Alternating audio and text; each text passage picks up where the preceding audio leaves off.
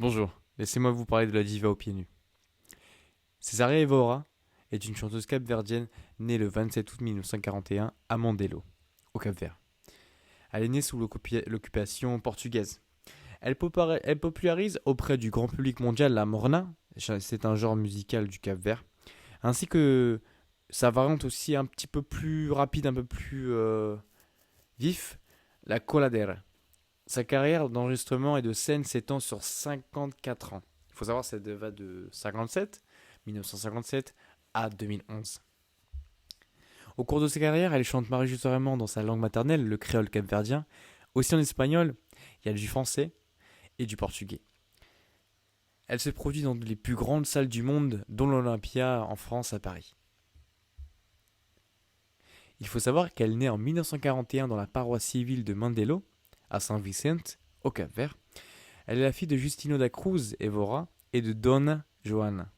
Elle est issue d'une famille nombreuse et pauvre, de 7 enfants. Son père, c'est un guitariste, un violoniste, qui utilise beaucoup l'instrument, le cavaquinho. C'est le guitare classique du Cap-Vert, un peu, de cette époque-là. Et sa mère, c'est une cuisinière. Lorsqu'elle a l'âge de 7 ans, son père il meurt brutalement. Et à la suite de cet événement, sa mère la place dans un orphelinat jusqu'à l'âge de 13 ans. Là-bas, elle pourra intégrer la chorale. Et c'est à partir de là qu'elle va commencer à apprendre à chanter, etc. Jusqu'à 16 ans, César Evora rencontre Eduardo. C'est un guitariste portugais qui lui apprend la musique capverdienne et les musiques un peu traditionnelles de son pays. Et il l'incite vraiment à chanter dans les bars, les cafés, comme ça se faisait à cette époque-là, quoi. Et à 20 ans, elle rencontre Grégory Gonçalves. C'est un guitariste capverdien. Grâce à lui, César Evora chante sur une radio locale, la radio Barlavento. Sa notoriété augmente dans toutes les îles du pays. Après son passage à la radio, elle enregistre quelques musiques, en gros, d'un petit album quoi, qu'elle fait éditer aux Pays-Bas, ainsi que dans le pays sous occupation, le Portugal.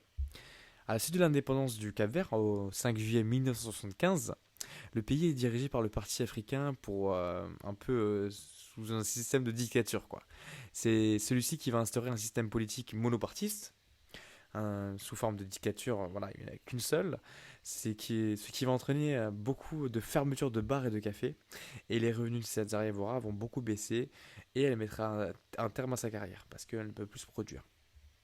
Il faut savoir que pendant 10 ans, elle ne fait rien, jusqu'à la célébration des 10 ans de l'indépendance du Cap-Vert. C'est plutôt son ami Ezora Gomez qui va la pousser à enregistrer un album à Lisbonne, en compagnie de d'autres artistes capverdiens, pour célébrer l'indépendance. Et en 1987, sa carrière est prise en main par José da Silva. C'est un cheminot français dont la famille maternelle est d'origine de Mandelo, qu'il a entendu dans une discothèque capverdienne, et lors de son passage à Lisbonne, euh, voilà, il va l'aider, etc., etc. Et l'album va sortir, l'album La Diva aux pieds nus, qui contient une coladera, ok, c'est le style de musique rapide capverdien, aux accents de zouk. Voilà, c'est beaucoup de mélange et ça va devenir vraiment le tube de la communauté capverdienne. Ça va être vraiment le top 1 du Cap-Vert, quoi.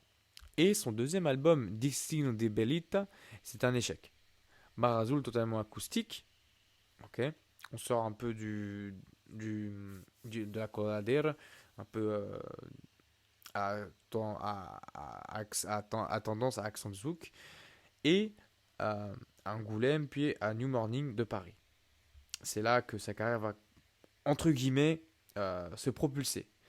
Mais ce serait qu'avec l'album qu'elle va sortir Miss Perfumado, sorti en 92, avec la fameuse chanson Saudade. La chanson Saudade qui est le succès, une des plus grands succès de César Evora. Et cette chanson parle du travail forcé des Capverdiens dans les plantations du cacao de Saint-Thomé. Et voilà, c'était sous l'occupation portugaise. Et en écoutant Saudade, c'est beaucoup de mélancolie. Ça rappelle, moi, quand j'écoute Saudade, ça me rappelle un peu le fado. Le fado, et sachant que ce n'est pas du fado. Okay, et le fado qui est une musique d'origine portugaise. Et de 92 à 99, César Evora va mener une carrière internationale. C'est-à-dire qu'elle va chanter avec Caetano Veloso, Marisa Semonte et elle va travailler pour Emir Kusturica. En septembre 2011, César Évora met fin à sa carrière et annule les concerts suite à des problèmes de santé.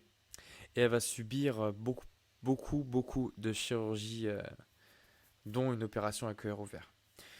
Malheureusement, César Évora meurt le 17 décembre 2011 à l'hôpital Batista de Souza de Saint-Vicente suite à des difficultés, une insuffisance respiratoire.